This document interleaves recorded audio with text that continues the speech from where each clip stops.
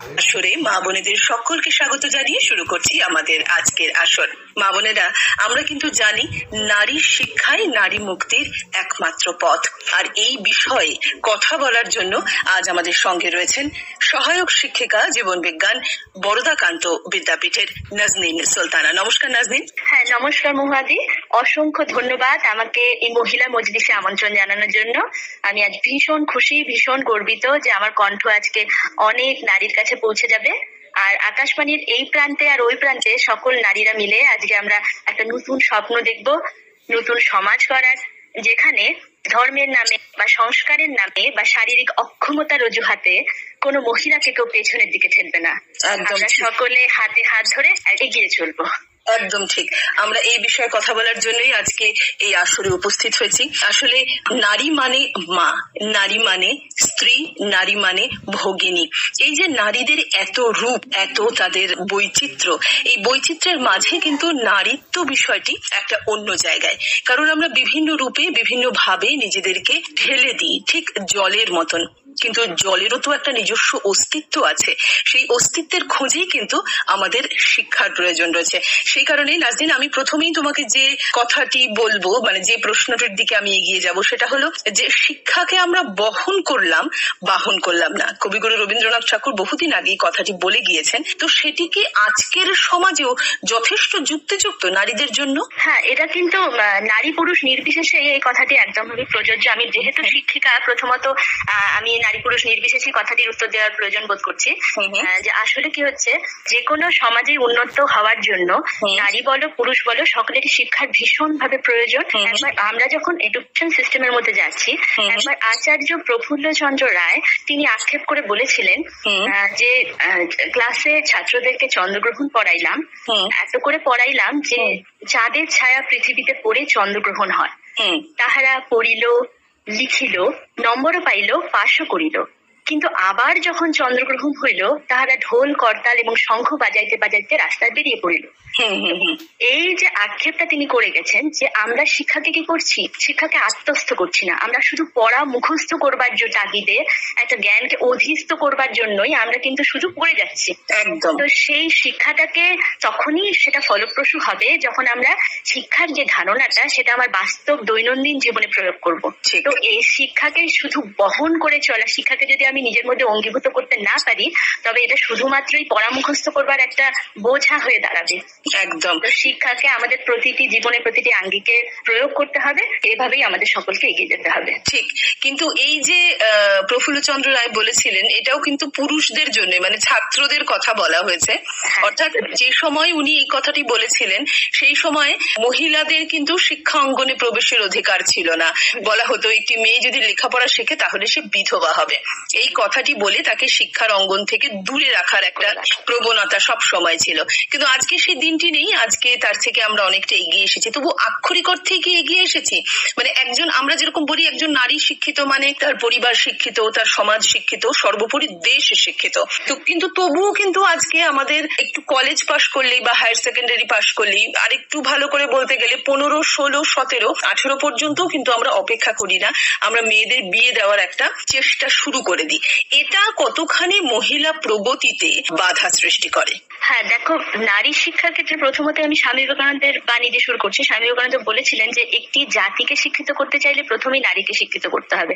তুমি যেটা বললে যে নারী তো আসলে সংসারের একটা কেন্দ্রবিন্দু। সে কখনো মা, সে কখনো নারী, কখনো স্ত্রী, কখনো ভগিনী, বহু রূপে তাকে দেখা যায়। কিন্তু সংসারের যে একটি মেয়ের যখন আগমন ঘটে, সন্তানের যখন, কন্যা সন্তানের যখন জন্ম হয়, তখন কিন্তু সামাজিক একটা চাপ সেই জন্ম মুহূর্ত থেকেই শুরু হয়ে যায়। যেমন একটি, আমরা কি করি, সন্তানকে বংশের প্রদীপ, ছেলে সন্তানকে, শুধুমাত্র পুত্র সন্তানকে বংশের প্রদীপ হিসেবে গণ্য করা হয়, যেন সেই আসনটি শুধু পুরুষদের জন্যই সংরক্ষিত। কিন্তু আমি জীবন বিজ্ঞান শিক্ষিকা, জীবন বিজ্ঞানের ভাষায় বলতে চাই যে জনন এবং বংশ বিস্তারের উদ্দেশ্যটাই হলো নিজের প্রজাতির অস্তিত্ব রক্ষা করা। যে আমার জিন, রক্ত, ক্রোমোজোম এই সমন্বিত কোনো সন্তানকে আমি পৃথিবীতে রেখে যাবো, আমার অনুপস্থিতিতে সে আমার অস্তিত্বটাকে বজায় রাখবে। একদম ঠিক। সেই অস্তিত্ব বজায় রাখবার ক্ষমতাটা নারী পুরুষ উভয়েরই রয়েছে, তবু যেন বংশের প্রদীপ ব্যাপারটা শুধুমাত্র পুরুষদের জন্য সংরক্ষিত। এবার একটি কন্যা সন্তান জন্মানোর সাথে সাথেই সামাজিক চাপটা তার মা বাবার উপর এরকম ভাবে আসে, তাদেরকে বলতে শুরু করা হয়, ও মেয়ে হয়েছে তাহলে টাকা জমাতে শুরু করুন, আপনার মেয়েকে তো বিয়ে দিতে হবে। এই যে জন্ম মুহূর্তেই তার কানের মধ্যে এটা প্রবেশ করিয়ে দেওয়া যে মেয়েকে বিয়ে দিতে হবে। এবার মেয়েটি যখন ছোট থেকে ধীরে ধীরে ধীরে ধীরে বাড়ছে, মা বাবার কাছে তেমন পাড়াপড়শির ঘুম নেই, তাদের ভীষণ চিন্তা, বিভিন্ন রকম সামাজিক প্রেশার থাকে, বিভিন্ন রকম প্রশ্ন আসে যে মেয়ে বড় হবে, বিয়ে দিতে হবে, যৌতুকের জন্য রেডি হতে হবে। এই সমস্ত করতে করতে কোথায় যেন সেই নারীর যে একটা ব্যক্তিগত স্বপ্ন থাকতে পারে, তার একটা স্বপ্ন পূরণের চাহিদা থাকতে পারে, সেগুলোকে ভুলে গিয়ে শুধু তার বিয়ে দেওয়াটা নিয়েই যেন আমরা খুব বেশি গুরুত্ব দিই। তো ফলে কি হয়, অনেক সময় মাধ্যমিক বা উচ্চ মাধ্যমিক পাশ করার সাথে সাথেই আমরা তাদের ব্যক্তিগত স্বপ্নের কথা না ভেবে সমাজের কথা ভেবে বা আরো অনেক কিছু ভেবে বিয়ে দিয়ে দিই। কিন্তু এতে তো কি হয়েছে, আমাদের অনেক অনেক মা বোনেদের হয়তো অনেক রকম স্বপ্নই ছিল, সেটা পূরণ করা হয়ে ওঠেনি। ঠিক ঠিক ঠিক, এটা সত্যি হৃদয় বিদারক আমাদের সকলের জন্যই। এই থট প্রসেসটা, এই পুরো চিন্তাধারাটাকে কিন্তু পরিবর্তন করার সময় চলে এসেছে। একদম। আর এই পরিবর্তন করার জায়গাটা কিন্তু মায়েরাই পারেন, কারণ তারাই কিন্তু একটি মেয়েকে বা একটি ছেলেকে সংসারের সমানাধিকার এটা তারা বোঝাতে পারেন। হ্যাঁ, এক্ষেত্রে একদম প্রধান ভূমিকাটাই মায়েদেরই থাকবে। ছেলে এবং মেয়েকে লিঙ্গ বৈষম্য নির্বিশেষে ছেলে এবং মেয়েকে সমানভাবে মানুষ করা এবং তাদের মধ্যে সমান থট প্রসেস জন্মের পর মুহূর্ত থেকে দেওয়া। আমরা কি করি, ছেলেদেরকে নিয়ে এসে গাড়ি এবং বন্দুক দিয়ে খেলতে, মেয়েদেরকে দিয়ে দিয়ে রান্নাবাটি খেলতে। এবার সেই ছোটবেলা থেকে আমরা এদের মাথার মধ্যে ঢুকিয়ে দিচ্ছি যে তোমার জন্য রান্না করাটা এবং তোমার জন্য কিন্তু বন্দুক বা গাড়ি নিয়ে তুমি যাবে। এই যে চিন্তাধারাগুলো আমরা ছোটবেলা থেকে, ইভেন আমাদের যে ছোটবেলার ছড়াগুলো তুমি দেখো, ওই ছি ছি ছি রানী রাখতে শেখেনি, এখানে যেন ওই এই কবিতাগুলো, এই ছড়াগুলো তো 2-3 বছরের বাচ্চাদের জন্য, কিন্তু সেই 3 বছরের ব্রেনের মধ্যে ঢুকিয়ে দেওয়া যে রান্না করাটা মেয়েদের জন্য মোস্ট ইম্পর্টেন্ট, সবচেয়ে বেশি ইম্পর্টেন্ট। কিন্তু এই যে থট প্রসেস, এইগুলোকে আমাদের ভাঙতে হবে এবং এই এক্ষেত্রে মায়েদের ভূমিকায় অপরিসীম। মারাই পারেন নিজেদের চিন্তাধারাকে নতুন ভাবে ছেলে মেয়ের মধ্যে প্রস্তুত করে দেওয়া, বা আমরা নতুন প্রজন্মকে নতুন সাম্যবাদের মন্ত্রে দীক্ষিত করতে পারি। এক্ষেত্রে মায়েদের ভূমিকা অপরিসীম। আরো একটি বিষয় আমি এক্ষেত্রে বলবো, ছেলের বিয়ের পরে যখন ছেলের বউ হিসেবে আমরা কাউকে নিয়ে আসছি, সেক্ষেত্রেও কিন্তু শাশুড়ি মার তার ভূমিকা কিন্তু অপরিসীম। তার কিন্তু অন্যের বাড়ির একটি মেয়েকে সেই চোখে দেখা, তাকে সম্মান করা, আদর করা, তার উপর যেমন চাপ থাকে, তাকে ভালো বউ হতে হবে, ভালো মা হতে হবে, ভালো সবার একটা খেয়াল রাখতে হবে, সেই সঙ্গে সকলেরই উচিত তাকে একটা সাদর অভ্যর্থনা জানিয়ে সে কিন্তু একটা নিজের বাড়ি ঘর, নিজস্ব পরিবার, নিজস্ব একটা জীবন যে প্রণালী, সমস্ত কিছু তার লাইফস্টাইলটাই পুরোটা চেঞ্জ হয়ে যাচ্ছে। তো এই চেঞ্জের সময় একে সে নিজে একটা মানসিক কষ্টের মধ্যে দিয়ে যাচ্ছে। তো সেই সময় যদি তাকে গঞ্জনা, লাঞ্ছনা ইত্যাদি না করে তাকে যদি আমরা যদি সাদরে গ্রহণ করতে পারি এবং আমার পুত্র এবং পুত্রবধূ উভয়কে যদি আমরা একটু সমান চোখে দেখার চেষ্টা করতে পারি, সমাজটা কিন্তু সত্যি পরিবর্তিত হয়ে যাবে। ঠিক ঠিক, একদম ঠিক। আর এই শিক্ষার শুরুটা কিন্তু পরিবার থেকেই হবে। অর্থাৎ যা হয়ে গেছে আমাদের বর্তমান সমাজ থেকে, এখনকার সময় থেকে আমাদের কিন্তু এটা করতেই হবে। না হলে কিন্তু অদূর ভবিষ্যতে, এখনো 1000-700 রেশিও আছে, এরপরে কিন্তু আরো কমে যাবে রেশিওটা, মহিলাদের রেশিওটা।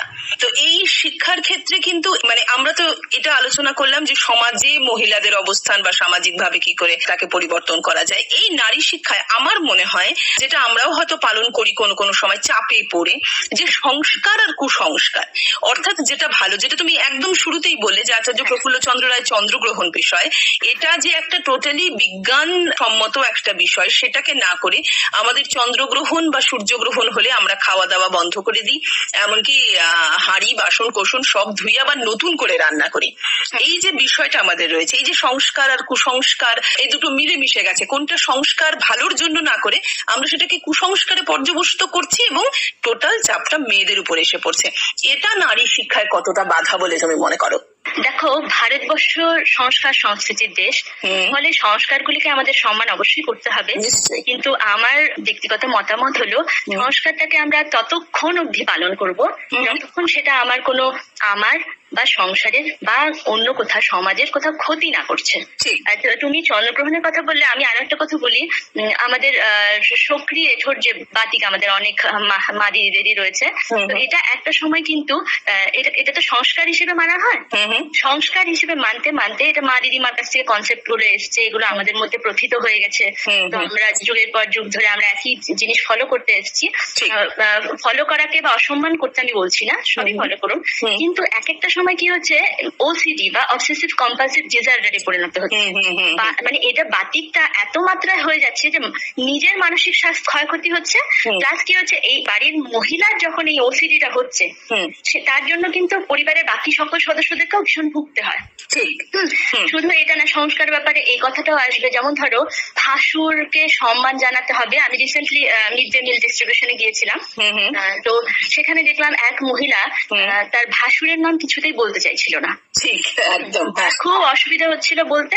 সে প্রথমে একটি নাম বললো, তার কিছুক্ষণ পরে এসে বললো না আসলে ভাসুরের নাম তো, ফলে আমি বলিনি, আমি তো অন্য নাম বলেছি বলে বললো। তো আমি তখন মনে হলো যে ভাসুরকে সম্মান করা নিশ্চয়ই ভীষণ জরুরি, ভীষণই জরুরি, কিন্তু এই ভাসুরের নামটা নেওয়া যাবে না বা ভাসুরকে সম্মান দেখানোর জন্য এক্সট্রা করে ঘোমটা করতে হবে, এগুলোর কিন্তু কোনো যুক্তি নেই। একদম, শ্রদ্ধা তো মনের মধ্যে।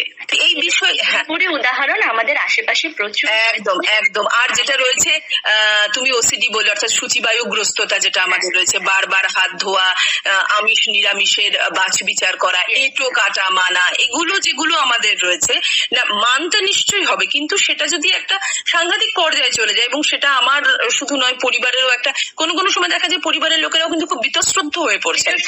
হ্যাঁ, এবং এটা একটা রোগের পর্যায়ে চলে যাচ্ছে, তখন কিন্তু ডাক্তার দেখানোর পর্যায়ে অবধি চলে যায়। এটা একটা রয়েছে। এক্ষেত্রে পরামর্শ আমার এটাই থাকবে যে বাতিকে পরিণত হওয়ার আগেই নিজেরা সচেতন হন আপনারা।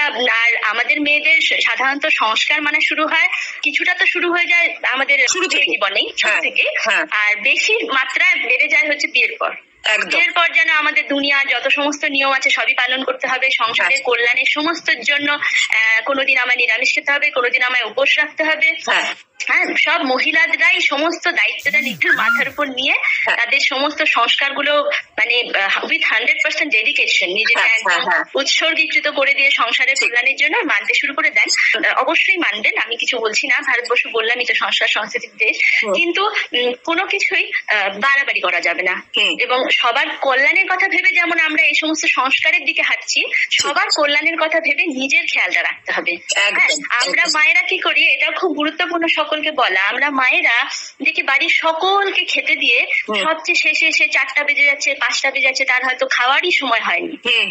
এই যে অনিয়মিত খাওয়া দাওয়া, সবারটাই সময় মতো আমি খেতে দিয়েছি, এবং নিজের জন্য সবচেয়ে কম রাখা, সবচেয়ে খাবারের ভালো ভাগগুলো স্বামী পুত্র সকলের জন্য দিয়ে নিজের জন্য যা অবশিষ্ট থাকলো তাই খাওয়া।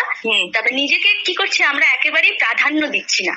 ঠিক, হ্যাঁ, কিন্তু আমি যদি অসুস্থ হয়ে পড়ি তাহলে সংসারটাকে দেখবে কে? একদম। সুতরাং নিজের যত্নটাও কিন্তু ভীষণ ভাবে আমার তরফ থেকে সকলের প্রতি আবেদন রইল যে সবার খেয়াল রাখুন, কিন্তু প্লিজ নিজের জন্য খেয়াল রাখুন, সময় মতো খাওয়া দাওয়া করুন, আপনাদের ওষুধগুলো সময় মতো নিন, আপনাদের উপর একটা পুরো সংসার, আপনারা যে পৃথিবীটা গড়ে তুলেছেন, মানে আপনাদের ছোট ছোট ছোট ছোট এই ক্ষুদ্র ক্ষুদ্র পরিবারগুলোকে নিয়েই তো পৃথিবীটা, আর ছোট ছোট আমাদের কাছে আমাদের নিজস্ব পরিবারটাই যেন একটা পৃথিবীর পরিধি। একদম। এই যে পৃথিবীটা গড়ে উঠেছে আপনাদেরকে কেন্দ্র করে, আপনারা যদি নিজের খেয়ালটা না রাখেন তাহলে কিন্তু বাড়ির বাকি সকলেও কিন্তু ক্ষতিগ্রস্ত হবে। তাদের কল্যাণের কথা ভেবে নিজের যত্নটাও করতে হবে। ঠিক ঠিক, একদম। মানে শিক্ষার আমরা অনেকগুলো জায়গা কিন্তু ছুঁয়ে ছুঁয়ে গেলাম। এইবারে যেটা আমার বক্তব্য সেটা হলো যে পরিবারটা তো আমাদের কাছে ভীষণ স্পেশাল। আমরা মেয়ে অবস্থাতেও পরিবার আমাদের কাছে ভীষণ স্পেশাল, বিবাহিত অবস্থাতে তো আরো বেশি স্পেশাল, কারণ আমাদের বলেই দেওয়া হয় এইটাই তো নিজের বাড়ি, এই বিষয়টা রয়েছে। তো এই যে পরিবারকে ঊর্ধ্বে রাখতে গিয়ে ব্যক্তি মানুষ হিসেবে মহিলারা কি ক্রমশই পিছিয়ে পড়ছেন বলে মনে হচ্ছে? পিছিয়ে পড়ছেন বলতে এই যে সবার একটা মানে চাপ, সকল সকলের ভালো লাগা মন্দ চাপ বলবো না, আমরা এটা ভালোবেসে গ্রহণ করি, ভালোবেসে দায়িত্বটা নিই যে সকলের খেয়াল আমাকে রাখতে হবে, সকলকে সময় মতো তার চাহিদা পূরণ করা, হ্যাঁ ইভেন আমাদের ছেলে মেয়েদের স্বপ্ন পূরণের দিকেও আমরা নিয়ে যাই। কিন্তু না, এই সবার কথা ভাবতে ভাবতে আমরা বোধহয় নিজস্ব সত্তাটাকে হারিয়ে ফেলি। অনেক সময় নিজের ভালো লাগা নিজের মন্দ লাগাটা আর ঠিক প্রাধান্য পায় না। কিন্তু যখন ছেলে মেয়েরা ধরো ওয়েল এস্টাবলিশড হয়ে গেল, তারা নিজস্ব পৃথিবী তৈরি করে ফেলেছে, নিজস্ব একটা পরিধি তৈরি করে ফেলেছে, তখন কিন্তু সেই মাটিকে ভীষণ একাকিত্বে ভুগতে হয়। নিজস্ব ভালো লাগা মন্দ লাগাগুলো সত্যি সত্যি কোথাও না কোথাও হারিয়েই যায়। আমরা নিজেরা ভুলেই যাই যে আমরা আসলে কি করতে ভালোবাসতাম। কেউ হয়তো গান গাইতে ভীষণ ভালোবাসতো, হ্যাঁ তার হয়তো আর গান গাওয়ার সময়ই হয়ে উঠলো না, সে হয়তো একটা ভীষণ বড় শিল্পী হতে পারতো, কিন্তু তার আর সংসারে সকলের খেয়াল রাখতে রাখতে তার হয়তো আর স্বপ্ন ভঙ্গ হয়ে গেল। স্বপ্ন ভঙ্গ কিন্তু অনেকভাবেই হয়। এক তো আমরা বললামই শুরুর দিকে যে পড়াশোনা কন্টিনিউ করতে না দিয়ে তাদেরকে বিয়ে দিয়ে দেওয়া হলো, এখানে একটা স্বপ্ন ভঙ্গ হতে পারে। তারপরে সংসারের বাকি সকলের চাহিদা পূরণ করতে করতেও স্বপ্ন ভঙ্গ হয়। নানান ভাবে আমরা নিজেদেরকে ভুলেই যাই। নিজেদের ভালো লাগা মন্দ লাগাটাকেও খেয়াল রাখতে হবে, এবং নিজেরা যদি আমরা ভালো না থাকি তাহলে কিন্তু অন্যদেরকে ভালো রাখতে পারবো না। আমাদের নিজেদের স্বপ্নগুলো নিয়ে ভাবা বা নিজেদের ভালো লাগা নিয়ে ভাবাটা এটা কিন্তু কোন রকম স্বার্থপরতা নয়। কেউ ভালোবাসতে হবে, নিজের ভালো লাগা মন্দ লাগা নিজের স্বপ্ন এগুলো নিয়েও ভাবুন। পরিবারটা সবাই মিলে একসাথে এগোই না কেন, সবাই সবার স্বপ্নগুলোকে খেয়াল রাখি, সবাই মিলে একসাথে বাড়ি, একসাথে এগিয়ে যাই, এরকম একটা স্বপ্ন সবাই মিলে দেখি। একদম খুব ভালো কথা বলেছো। মানে এটা কিন্তু আমাদের মা বোনেরা শুনছেন আজকে, জানি না তারা কতটা আমাদের সঙ্গে সহমত পোষণ করবেন, কিন্তু তবুও আমার মনে হয় আমরা নিজেদের জীবনেও তো দেখেছি যে আমাদের মায়েরা সবসময় শুধুমাত্র আমাদের কথাই ভেবেছেন, এবং আমরাও ঠিক তাই করছি। তখন আমরা মাদেরকে বলতাম নিজেদের কথা ভাবো না কেন, এখন হয়তো আমাদের ছেলে মেয়েরা আমাদেরকে বকে যে তুমি কেন সময় মতন খাও না, বা তুমি কেন এই জিনিসটা দেখছো না। এই জিনিসগুলো আমাদের রয়েছে, কিন্তু তবুও এইখানে আমি বলবো যে এইখানে একটা শিক্ষা কিন্তু মায়েরা আমাদেরকে দেন, অর্থাৎ এই যে সবাইকে একসঙ্গে নিয়ে থাকা, সবার ভালো লাগায় নিজের ভালো লাগাকে পর্যবসিত করা, এটা একটা কঠিন কাজ, কিন্তু এটা শুধুমাত্র মেয়েরাই পারেন। কিন্তু এই কাজটা করতে গিয়ে আমার নিজস্ব ভালো লাগাটাকে কি আমি কখনোই গুরুত্ব দেবো না, বা আমার শিক্ষাটা আমি যে শিখে এসেছি আরো শিক্ষার প্রয়োজন আছে, আমরা একটা সময় গিয়ে কিন্তু স্টপ হয়ে যাই। আমরা আমাদের শেখা বা জ্ঞানের পরিধিটা একটা নির্দিষ্ট জায়গা পর্যন্ত গিয়ে ওটাকে আটকে দিচ্ছি। তো সেই আটকে না দিয়ে আমরা যদি খুলে দিই, আজকের মা বোনেরা যারা বয়স্ক হয়েছেন তারা কিভাবে তাদের ভালো লাগাগুলো বা স্বপ্নগুলোকে আবার নতুন করে বাঁচতে পারেন, যদি কোনো একটা দিশা নির্দেশ তুমি আমাদের দাও। নতুন করে আমি বলবো যে নিজেদেরকে একেবারেই ভুলে যাবেন না, নিজেদের ভালো লাগাগুলোকেও গুরুত্ব দিন। আর যদি এরকম হয়ে থাকে যে অলরেডি আমি হঠাৎ এই প্রোগ্রাম শুনতে শুনতে হয়তো কারো মনে পড়ছে তাই তো আমি তো নাচটা ভীষণ ভালোবাসতাম, কিংবা আমি সেলাইটা ভালো করতাম, হ্যাঁ তাই তো আমি সেলাইটা ভালো করতাম, কিংবা আমি তো ভীষণ উপন্যাস পড়তে ভালোবাসতাম, প্লিজ আবার শুরু করুন। কখনোই দেরি হয় না, এখন শুরু করলে এই মুহূর্ত থেকেই শুরু করুন। নিজেকে ভালোবাসুন, নিজের ভালো লাগাগুলোকে ভালোবাসুন, দেখবেন আপনার পরিবারের বাকি সকলেও ভীষণ আনন্দিত হচ্ছে নতুন অবতার দেখে। ঠিক, এইটা একটা বিশাল বড় ব্যাপার কিন্তু এটা মনে হয় আমাদের কাছে। তো আমরা আবারও শিক্ষার দিকে ফিরে যাই। আমি পড়াশুনোগত শিক্ষার কথাই তোমার কাছে জানতে চাইবো। যেহেতু তুমি একজন শিক্ষিকা, কিন্তু তোমাদের স্কুল তো মানে শুধুমাত্র ছেলেদের স্কুল, কোয়েড স্কুল নয়। তো কোয়েড 11-12 ইংলিশ মিডিয়ামটাতেই শুধু কয়েকজন মহিলাদেরকে আমরা পেয়েছি, শুধু সেটুকুই কোয়েড, আর বাকি পুরোটাই বয়েজ স্কুল। আচ্ছা আচ্ছা। কিন্তু আমার কিন্তু এর আগে আমি কোচবিহারের বানেশ্বরের সিদ্ধেশ্বরী কোকিলা দেবী হাই স্কুলে পড়িয়েছি প্রায় 9 বছর। সেখানে আমার গ্রামের ছেলে মেয়েকে একসাথে আমি পেয়েছি। ঠিক, তো এই যে যখন তুমি ছেলে মেয়েদেরকে একসঙ্গে পেয়েছো, এমন কি কোনো কথা বলেছো, এমন কি কোনো কাজ করেছো বলে তোমার মনে পড়ছে যে যেটাতে ছেলেদের চোখে মেয়েদের সম্মানটা শুধুমাত্র ভোগ্য পণ্য হিসেবে নয়, বা মাকে সম্মান করা, দিদিকে বা বোনকে, তাদেরও যে কষ্ট হয়, তাদেরও যে সংসার করতে গিয়ে একটা জায়গায় গিয়ে মনে হয় স্টপ হয়ে যাচ্ছে, আর ভালো লাগছে না, তো এমন কিছু বলেছো তাদেরকে যাতে তারা উদ্দীপিত হয়ে বাড়ির মাদের সঙ্গে বা দিদিদের বা বোনেদের সঙ্গে হাতে হাত মিলিয়ে কাজ করেছে? হ্যাঁ, দেখো, প্রথমত আমি যদি ওই স্কুলটি একটি প্রত্যন্ত এলাকায় ছিল, সেখানে আমাদের বাচ্চারা যারা আসতো তারা ফার্স্ট জেনারেশন লার্নার, তাদের মা বাবারা হয়তো অক্ষর জ্ঞানী নেই। কিন্তু আমি একটা জিনিস উল্লেখ করতে চাইবো আমার অভিজ্ঞতা থেকে, যে প্রত্যেকটা ক্লাসে কিন্তু ফার্স্ট গার্লই হতো। হ্যাঁ, এটা বেশ আমাদের অনুপ্রেরণার ব্যাপার।